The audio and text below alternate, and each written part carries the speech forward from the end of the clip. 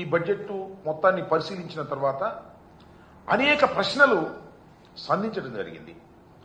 కానీ ఆ ప్రశ్నలకు నిర్మాణాత్మకమైన సమాధానాన్ని కూటమి ప్రభుత్వంలో ఎవ్వరూ ముందుకొచ్చి సమాధానం చెప్పలేనటువంటి దుస్థితిలో వారు ఉన్నారని క్లియర్గా అర్థమవుతుంది. సూపర్ 6 అన్నారు, సూపర్ 7 అన్నారు.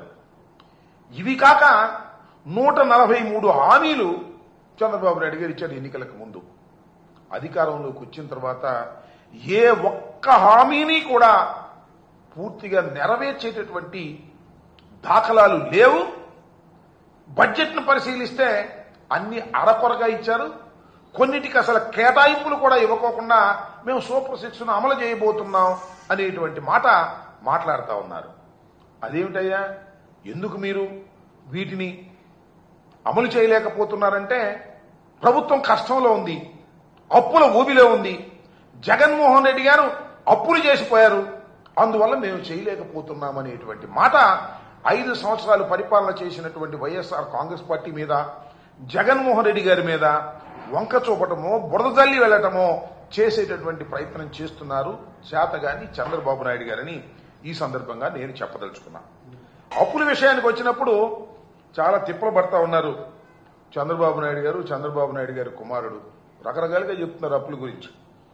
చంద్రబాబు నాయుడు గారు ఏమన్నారంటే, ముఖ్యమంత్రిగా ప్రమాణ స్వీకారం చేసిన తర్వాత జగన్మోహన్ రెడ్డి గారి ప్రభుత్వం 14 లక్షల అప్పు చేసింది, 14 లక్షల కోట్ల రూపాయలు అప్పు చేసింది అన్నారు.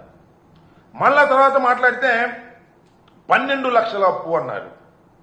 తర్వాత గత సంవత్సరం 10 లక్షల కోట్లు అని గవర్నర్ చేత చెప్పించారు. చివరికి బడ్జెట్లో చూస్తే ఆయన ప్రవేశపెట్టినటువంటి బడ్జెట్లోనే కాగ్ లెక్కల ప్రకారం 6,46,000 కోట్లు మాత్రమే అని చెప్పారు. ఏంటో నాకు అర్థం కాల. ముందు 14 లక్షలు అన్నారు, చివరికి చూస్తేనేమో కేవలం 6,46,000 కోట్ల రూపాయలు మాత్రమే అప్పు చేసినట్టుగా చెప్పేటటువంటి ప్రయత్నం చేశారు. అంతేకాదు, మొన్న ప్రవేశపెట్టినటువంటి బడ్జెట్ ఒకసారి పరిశీలన చేస్తే ఎట్ ఏ గ్లాన్స్ అని మొత్తం ఒక రిపోర్ట్ ఉంటుంది. దానిలో అప్పులేంటి ఇవన్నీ కూడా వివరంగా ఉంటాయి. ఎట్ ఏ గ్లాన్స్ దానిలో అసలు ఆ పట్టిక లేకుండా తీశారు. అంటే ఇక్కడ నేను చెప్పదలుచుకున్నది ఏంటంటే, మిస్ఇన్ఫర్మేషన్ రాష్ట్ర ప్రజలకు ఇచ్చి తప్పుకోవాలనేటువంటి ప్రయత్నం. ఏదో ఒక విధంగా జగన్మోహన్ రెడ్డి గారి మీద బురదల్లి తమ హామీలను ఎగ్గొట్టాలనేటువంటి ఒక కుట్రపూరితమైనటువంటి పద్ధతుల్లో ఇవాళ చంద్రబాబు నాయుడు గారి ప్రవర్తన చేస్తూ ఉన్నారు.